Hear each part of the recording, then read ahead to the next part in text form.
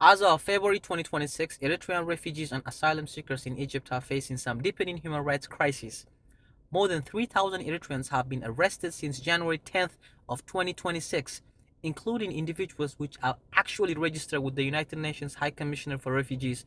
Many detainees are reportedly being held in overcrowded facilities with limited access to legal support, medical care, and humanitarian assistance. Families have been separated. The concerns about arbitrary detentions are growing. There is also serious allegations of abuse and mistreatment in detention.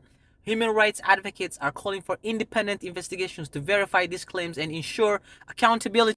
Most alarming are the reports of a possible deportation to Eritrea, where the returnees risk being imprisoned, indefinite national service, and other forms of persecution. The situation in Egypt demands urgent international attention to protect the detainees and prevent unlawful deportation and uphold fundamental human rights. Please share this with your friends because the people in Egypt, Eritreans refugees and Ethiopian refugees in Egypt are suffering, and we need to raise awareness so that the whole world can do its part. Share this with your friends. I cannot stress this enough. If there's something you can do, that's share this video.